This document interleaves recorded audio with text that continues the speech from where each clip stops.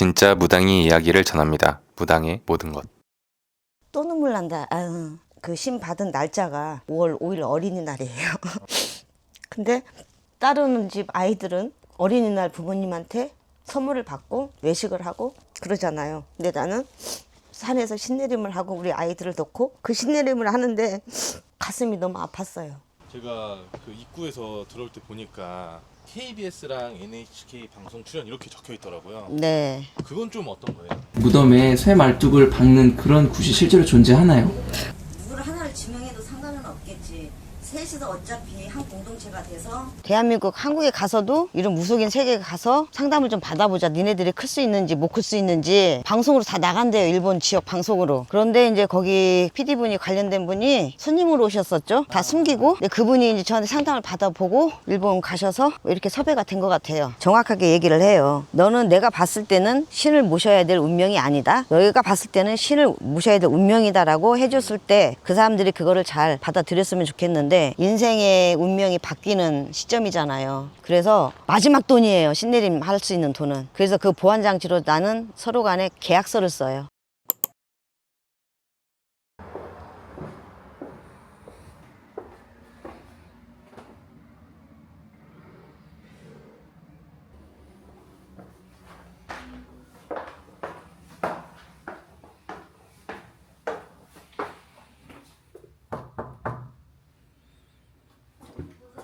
네. 아이고 안녕하십니까. 안녕하세요. 반갑습니다. 네. 반갑습니다. 네. 자기소개 한번 부탁드리겠습니다. 저는 서울 동대문구에서 자리 잡고 신을 모시고 평생 살아갈 거고 지금까지 살아온 제자입니다. 반갑습니다, 선생님. 제가 또 이렇게 서울 여기 동대문에 이렇게 또 찾아뵙게 됐는데 네네. 선생님 여기 신당으로 한번 불러주셨잖아요. 네네. 여기 신당이 되게 화려하고 좀 구조도 되게 정말 독특한데 한번 선생님께서 설명 한번 해주시면 좋을 것 같아요. 네네, 그럴게요. 일단은 저기 불상이 딱 보이네요. 쉽게 말하자면은 일광월광 부처님이세요. 해와 달을 관장하시는 분. 그래서 많은 중생들한테 해처럼 밝혀주고 달처럼 또 밝혀주시는 일들을 하시는 부처님이시죠. 여기 저 입구 딱 들어오자마자 여기 사진들이 되게 많이 보이는데 여기 좀 어떤 걸까요? 그냥 짧은 저의 그냥 스토리? 정말 그 아기 때 막 신내림 받았을 때 그 사진들 뭐 일하는 과정들의 사진들 그렇게 좀 찍었어요. 선생님의 어떤 걸어온 길들을 기록하는 그런 사진들인 것 같은데 여기 보니까 무슨 기사도 이렇게 있는 것 같아요. 이건 좀 어떤 거예요? 무속 신앙에 대해서 전파할 수 있는 게 무언지 그래서 그때 당시에는 뭐 열정도 가득했고 지금도 열정은 있지만 무속인들에 대해서 고칠 점이 뭔지 우리 토속 신앙을 어떻게 알릴 건지에 대해서 좀 논의를 하는 그런 기사들이죠. 좋습니다. 그리고 여기 보니까 이렇게 연도랑 날짜가 쭉 적혀 있는데 네. 이건 좀 어떤 거예요? 저의 역사입니다. 30년이 좀 못 되는 역사거든요. 이거는 제가 이제 그 초기 막신을 내림을 받았을 때는 그 생각을 못 했는데 한 3년차 지나고 났더니 나의 역사를 좀 기록해 놓으면 어떨까. 그리고 이 많은 파일에 들어있는 분들, 평생 오시는 분들이나 한동안 인연을 맺었던 분들의 기록지, 예. 되게 좀 중요한 분들의 어떤 기록이 담겨져 있는 제 역사입니다. 그러면 옛날 것 뭐 딱 하나만 보여주시면 안 될까요? 그냥 애기니까 이런 노트에다가 이렇게 써서 이렇게 이제 이렇게 이런 식으로 예. 이게 몇 년 전인가요? 2009년도네요. 그러면 10년 넘게 이렇게 계속 항상 기록해 오고 하시는 거예요? 예, 이렇게 다 묶음을 해놨어요. 좋습니다. 그리고 보면서 보니까 여기 왼쪽에 방이 하나 더 있는 것 같더라고요. 거기 이제 제 신당이에요. 여기는 부처님 모셔진 곳이고. 또 다른 거기는 공간이에요? 예. 그것도 한번 소개시켜주면 좋을 것 네, 같아요. 따라오세요. 여기입니다. 와, 엄청 넓네요. 네. 여기 육천전환이라고 하죠. 우리 그 여기 있는 신령님 덕분에 제가 무사하게 오랜 세월 올 수가 있었고 우리 가정으로 많은 정말 손으로 헤아릴 수 없는 숫자로 헤아릴 수 없는 중생들을 많이 구제해 주셨던 분들입니다. 그러면 여기서 이제 점사를 봐주시는 건가요? 네네. 혹시 이 자리일까요? 네, 여기에선 제가 앉고 이제 손님들은 여기에 앉아서 상담을 서로 하죠. 선생님께서 이제 30년 넘게 이 무속의 길을 걷고 계신데 30년 전에는 좀 일반인으로서 좀 어떤 삶을 살고 계셨을까요? 철없는 딸? 저는 그 무용을 전공을 했어요. 네. 예. 전공은 발레를 했고 부전공은 한국무용이었는데 계속 이제 학창 시절서부터 아기 때부터 한 거라 우리 아버님이 이제 욕심이 많으셔서 발레복 입혀놓으면 이쁘니까 그것부터 시작을 했는데 저도 이제 거기에 대한 재미와 흥미를 느꼈고 그래서 이제 학교 단체에 이제 콩쿠르 대회가 있잖아요. 그러면 거기에 나가서 이제 상도 받아오고 그런 세월을 이렇게 살다가 대학교 들어갈 때쯤 되니까 무슨 뜻인지는 모르겠어요. 하늘의 뜻인지는 모르겠는데 평생 그러니까 무용만 하던 아이가 우리 아버님이 갑자기 무용 그만해라. 공부해라. 그런데 공부는 못 하거든요. 평소에 평생을 그 어린 나이에서부터 춤을 췄기 때문에 그러면서 못 하게 됐어요. 그러고 났더니 갑자기 이제 내 몸에서 이상한 증상이 나오고 하루에 몇 번씩 죽어 있고 주위 사람들 말로는 병원에 입원해 있고 뭐 하다못해 시간이 다 됐으니 장례 준비를 하세요.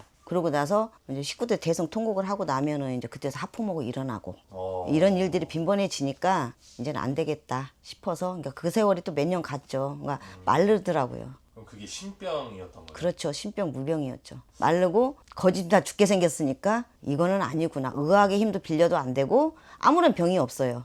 그래서 이거는 안 되겠구나. 정말 신을 섬기고 가야 되는 운명이구나. 그렇게 결정이 나서 모신 거죠. 그러면 처음 내가 점집을 가봐야겠다. 그래서 점집을 가본 그 상황이 기억이 나실까요?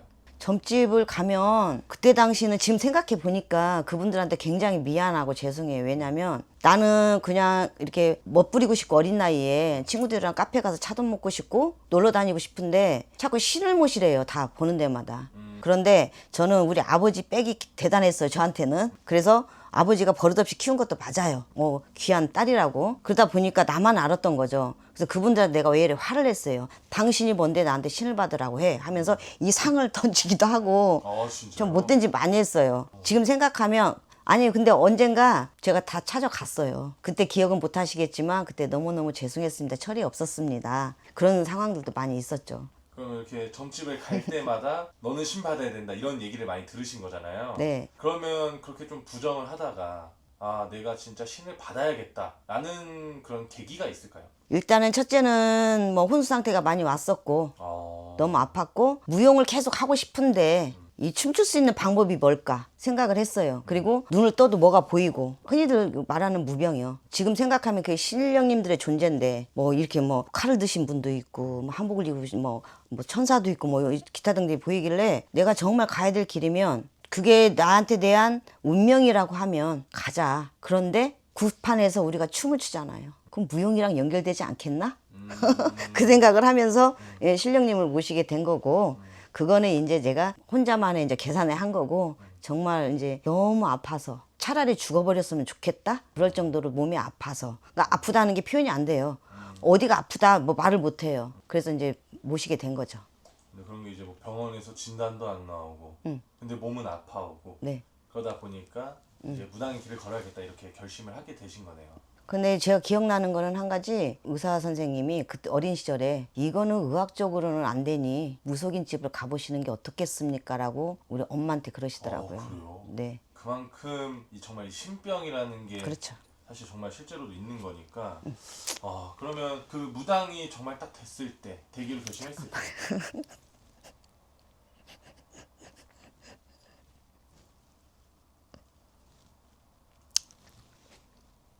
잠깐 내가 감정이 옛날 생각나서 그때 좀 생각이 많이 나신 것 같은데 무당이 되셨을 때 그때 감정과 좀 뭐 주변 사람들의 반응이나 이런 것들은 좀 어땠었어요? 반응은 사람이 죽기 일보 직전이니까 신을 모시면 산다더라. 그래서 살려야 되니까 모신 거죠. 근데 저는 솔직히 그랬어요. 고통받아서 신을 그러니까 그거는 이제 그 주위 사람이나 가족들의 의견이고 저 같은 경우에는 고통받기 싫으니까 신을 받아야지가 아니라 저는 좀 개념이 틀렸어요. 신을 모시면 어때? 대한민국에서 정말 인정받는 무속인으로 탄생하면 또 그때 어린 나이에도 무속인 집을 가보면 저도 아직도 부족한 게 많지만 고쳐야 될 부분들 상담을 함에 있어서 매너적인 부분들 그런 게 마음에 안 드는 게 많았어요. 그래서 제가 포범이 되고 모범이 돼서 뭐 많은 사람들한테 저 하나지만 그렇게 이제 매너적으로 조금 퀄리티 있게 그렇게 나가보자라는 생각도 많이 들었고 저 개인적인 이제 혼자만의 소망이었죠. 그런 것도 있었고 그래서 이제 이참 저참 신을 모시게 된 거죠.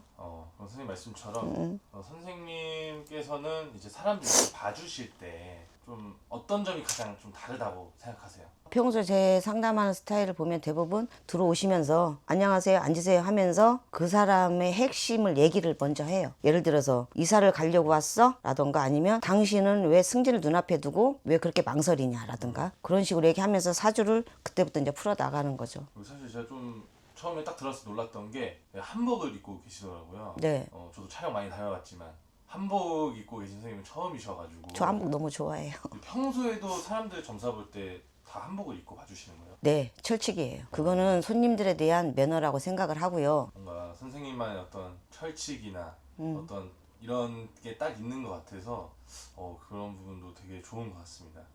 그래서 선생님께서 뭔가 옛날 생각하시면서 이제 어떻게 보면 좀 눈물도 살짝 보이셨는데 무슨 생각이 가장 많이 드셨어요? 또 눈물 난다. 아유, 그 신 받은 날짜가 5월 5일 어린이날이에요. 근데 다른 집 아이들은 어린이날 부모님한테 선물을 받고 외식을 하고 그러잖아요. 근데 나는 산에서 신내림을 하고 우리 아이들을 놓고 그 신내림을 하는데 가슴이 너무 아팠어요. 그런데 어린이날은 해년마다 오는 거야. 신내림은 평생에 한 번이야. 내가 여기서 완벽하게 끝내줘야 다음 해 우리 어린이날 우리 아이들을 행복하게 해줄 수 있잖아. 놀아줄 수 있잖아. 그 일념 하나로 신내림을 했는데 그 생각뿐이었어요. 신령님한테 빌고 빌어서 많은 힘든 고충 있는 사람들이 나아질 수만 있다면 얼마든지 하리라. 그런 마음 갖고 시작을 했던 거죠. 제가 약속한 게 있어요. 신령님들과 속이지는 않겠습니다. 그 사람이 가지고 있던 빈 털털이던 그 사람을 살릴 수 있는 방법이 있으면 도와주십시오. 저는 최선을 다할 수 있습니다. 그거는 지금까지도 변함은 없어요. 그런 것들이 막 갑자기 주마등처럼 지나가서 눈물이 났고 후회는 없어요. 저는 항상 그런 얘기들을 해요. 나 죽었다 태어나면 다시 할래. 이걸 다시 갈래. 그럼 더 잘할 수 있을 것 같아. 라는 소리 참 많이 하거든요. 한 분 한 분이 잘 됐다고 소식을 들었을 때 그거는 정말 돈 주고는 환산이 안 돼요. 너무 행복해요. 그렇기 때문에 지금까지 왔던 거겠죠. 고통도 많죠. 신들이 주는 숙제를 못 풀었을 때는 고통이 많아요. 선생님께서 이곳 이 신당에서 많은 분들 봐주시고 또 시간 보내시면서 좀 뭐 고민이 있거나 답답할 때 또 따로 이렇게 가시는 그런 공간들도 있을까요? 있어요. 한적한 곳인데 잠깐 저는 여기에서 이제 커피를 타서 가요. 가서 거기서 벤치에 앉아서 이 생각 저 생각 하면서 머리도 좀 식히고 정리도 좀 하고 어떻게 더 잘할 것인지 힘든 게 있으면 어떻게 해결할 것인지 잠깐 바람 쐬면서 하는 공간이 있어요. 좋습니다. 선생님께서 좀 눈물을 보이셔가지고 제 마음이 너무 아파서 분위기 한번 전환시킬 겸 나갈까요? 이동해 괜찮을까요? 네, 갑시다. 알겠습니다. 좋습니다. 네.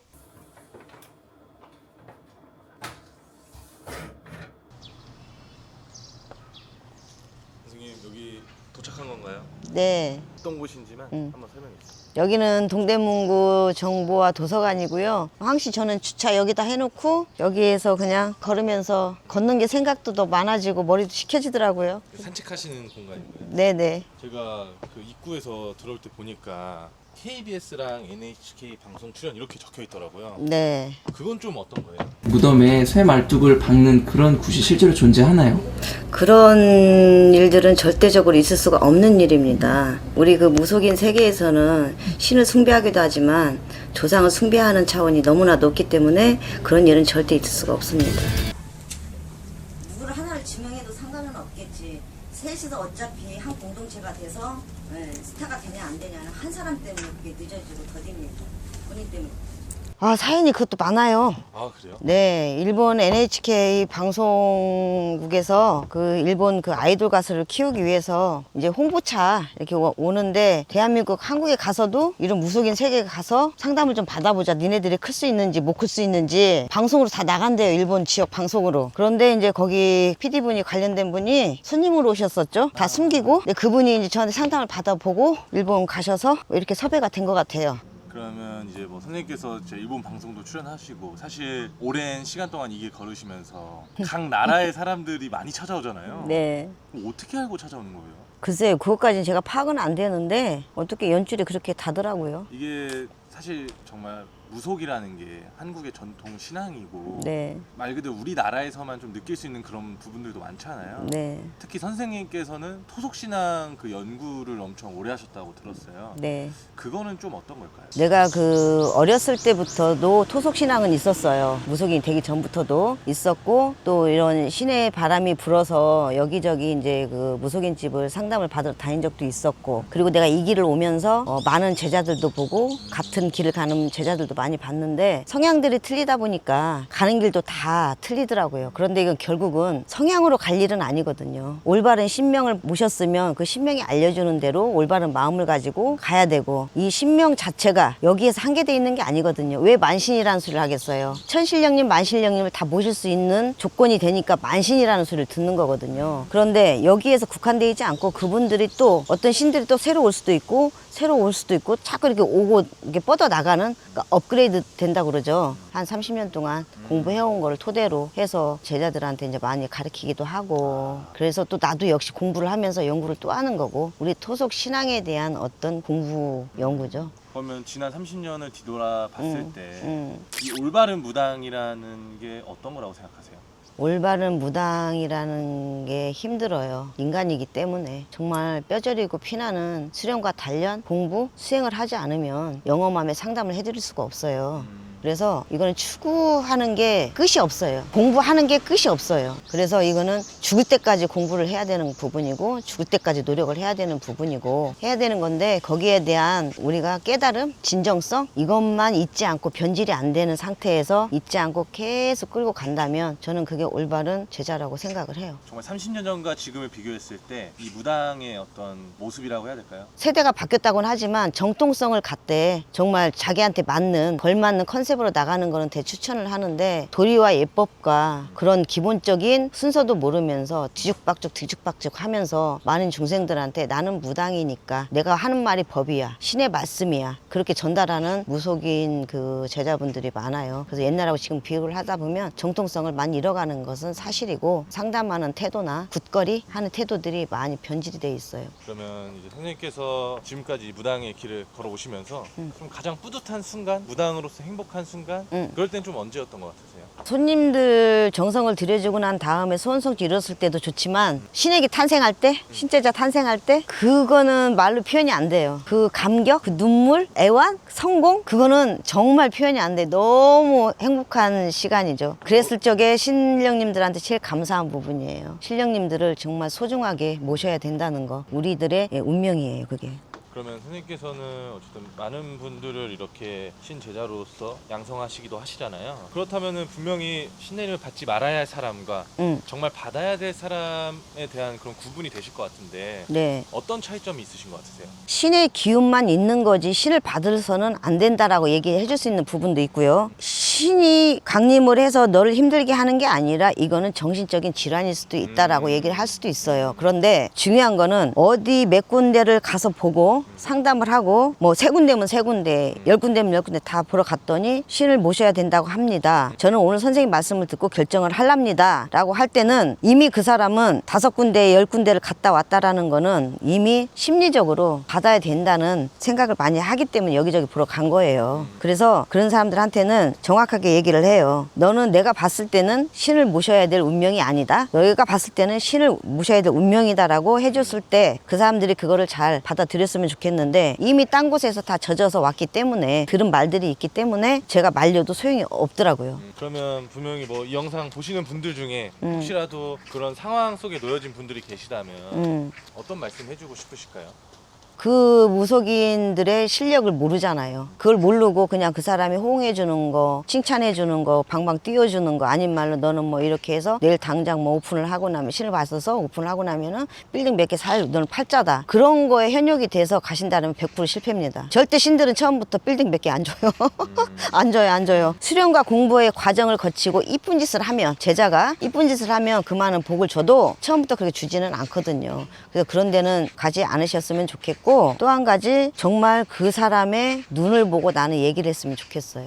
나를 평생 끌어줄 수 있는 선생이 맞는지. 그 사람 눈동자를 보면 눈은 거짓말을 못 하잖아요. 인생의 운명이 바뀌는 시점이잖아요. 그래서 마지막 돈이에요. 신내림 할 수 있는 돈은. 그래서 그 보완장치로 나는 서로 간에 계약서를 써요. 네가 선택해서만 되지도 않는다. 내가 너를 선택을 해야 된다. 뭐 그런 말이 오고 가면서 정말 이제 내가 이 아이만큼은 해줘야 되겠다. 이 제자만큼은 내가 내림을 해줘야 되겠다 생각을 할 때는 계약서를 서로가 쓰죠. 내가 이거를 내려줬을 때 실패를 본다면 내가 널 다 환불을 해줄게. 그럴 수밖에는 없습니다. 끝으로 어떤 무당으로 기억되고 싶으신지 궁금합니다. 나는 유언장을 미리 써놓은 사람이에요. 내가 명을 다해서 세상을 떠났을 적에 우리 자식들이 어디 가서 또 뭐 힘든 일 있으면 상담 많겠어요. 그랬을 때 우리 어머니는 이런 사람이었습니다라고 자신 있게 얘기할 수 있는 그거를 물려주고 싶어요. 정말 집안에 자손들한테 누가 되지 않는 그런 엄마로서 한평생을 살기 위해서 열심히 분주하게 뛰기도 하지만 그런 무속인이 되고 싶습니다. 앞으로의 길을 진심으로 응원하겠습니다. 네, 수고하셨어요. 감사합니다.